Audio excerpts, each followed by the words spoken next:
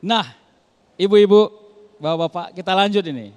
Makanya pandai-pandailah menguatkan hati dan pikiran. Jadi kalau di tubuh manusia ini kan ada akal, ada hati, ada nafsu. Sebenarnya tiga ini yang paling dominan menguasai perjalanan hidup kita ini. Ya, kalau nafsu apa kerjanya? Ayo, nafsu. Ibu-ibu punya nafsu kan? Ya, udah lama punya nafsu. Udah ya. Apa kira-kira kerja nafsu? Kerja nafsu itu meminta sesuatu yang instan. Kalau dia pengennya hari ini nggak bisa dikasih seminggu lagi, nggak bisa itu.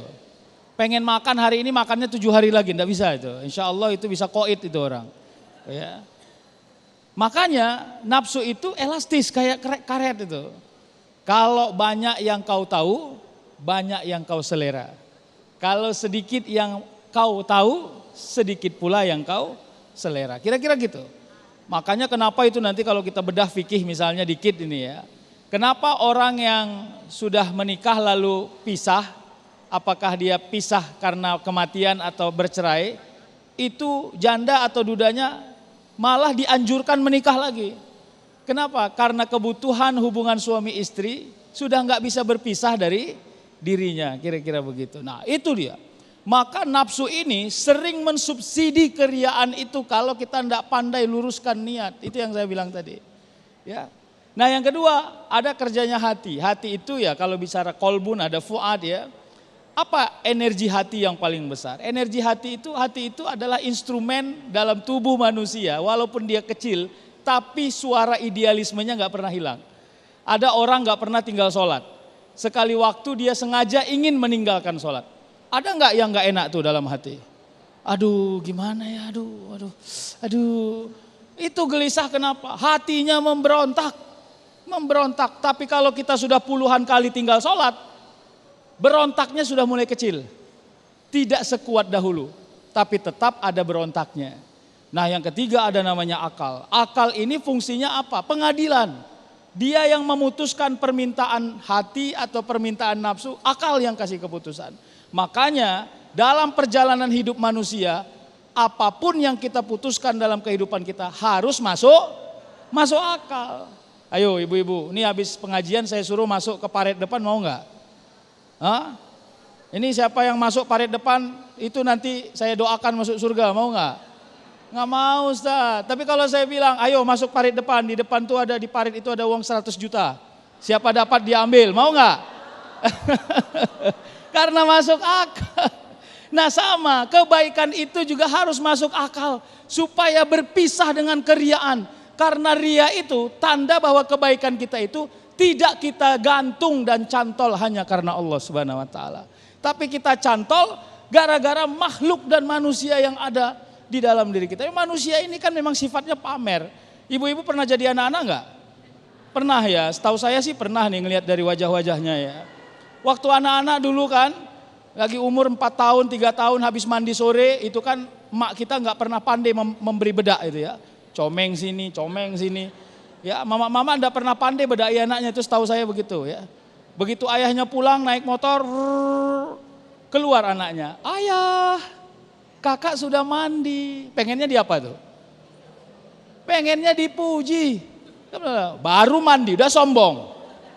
Gitu kita ngomongnya, enggak kan? Anak ayah udah mandi cantik kali. Itu yang dia mau.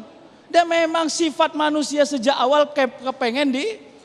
Atas prestasi yang dia buat pengen dipuji. Atas amal yang dia buat pengen diapresiasi. Dan inilah kegamangan kita dalam perjalanan hidup. Memisah-misah. Seperti yang disebut Yai tadi.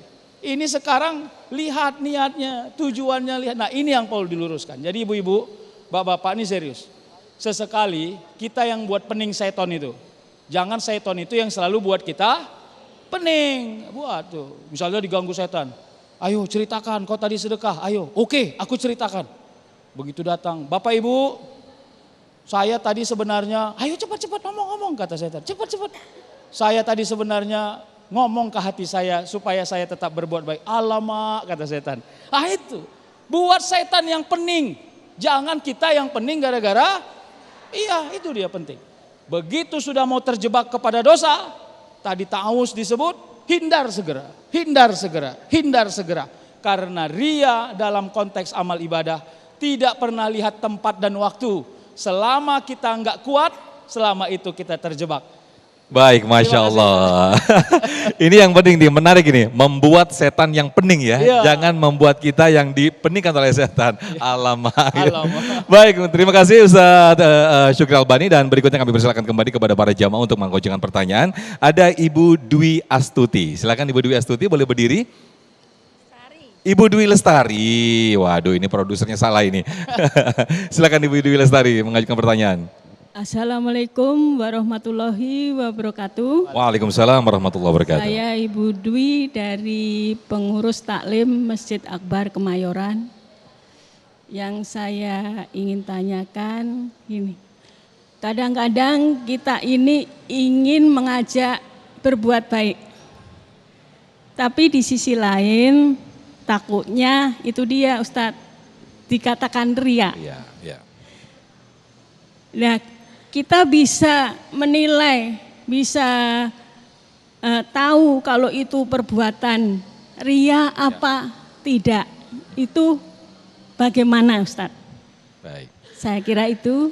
Wassalamualaikum warahmatullahi wabarakatuh. Waalaikumsalam warahmatullahi wabarakatuh. Mempertajam radar diri kita, apakah itu ria atau emang benar-benar ikhlas. Cemana ini Ustadz? Cemana ini? Cemana? Ya. Silakan Ustadz. Iya, macam mana nih? Cem gitu aja lah ya. Ya mungkin Yai kita, Yai Hilmi itu kalau di pesantren ada belajar mantik ya. Ustadz Sofyan juga pasti belajar tuh di pesantren dulu. Gini, apa yang manusia pikirkan itu yang akan diucapkan. Karena manusia nggak akan pernah ngomong sesuatu yang nggak pernah dipikirkan. Nah, ini filosofinya. Makanya kalau di pesantren itu belajar mantik, balaghah, kayak kenapa? Memperhalus lisan agar lisan jika ingin mengajak tidak mengejek. Kadang-kadang kita ini kepengen kali nasihati orang, cuman wak labu kita nggak ketulungan. Dek, kakak berharap datanglah ke masjid dek, kayak kakak lah pokoknya ya. Kan kakak kau tengok kan? Ustaz Sukri izin mohon didekatkan lagi mic-nya. Iya. Nah, Kakak paten kali. itu maghrib ke masjid, zuhur ke masjid. Kau nggak pernah kayak kakak tengok. Jadi lebih banyak cerita kakaknya dibanding ngajaknya. Ini dia. Jadi kalau memang mau anggar-anggar pasti itu yang kejadian. Kalian ku tengok nggak pernah sedekah, nggak kayak aku. Nah itu dia. Jadi orang yang tidak ria akan berhenti menceritakan siapa dirinya karena dia akan fokus mengajaknya. Atau yang kedua ngejek. Ya, udah jelek, miskin, nggak mau sholat, mau jadi apa kau? Wah itu banyak kalimat yang berantakan di situ. Ente ngomong itu mau ngajak orang sholat atau mau ngasih tahu orang sholat? Mau ngajak Ustadz, kalau mau ngajak jangan bilang dia jelek, memang udah jelek kian. Jangan bilang dia miskin, udah memang gitu kodratnya. Bilang aja, bang ayo kita sholat ke masjid yuk, pengen kali aku sholat sama abang. Itu. Tapi kadang, itulah setan itu saya bilang, setan kali setan ini memang. Apa kata setan? Kasih tahu dulu dia. Kalau dia jelek, kasih tahu dulu dia. Jadi akhirnya bercampurlah yang hak dan yang batil. Jadinya subhat. Bercampurlah sesuatu yang awalnya niatnya baik, tapi akhirnya menjadi jelek. Nah ibu, kita semua pandai-pandailah melisankan sesuatu. Jangan berhenti ngajak orang berbuat baik, jangan. Tapi pandai-pandailah menceritakannya, melisankannya. Agar tak satu orang pun yang mendengar ragu dia.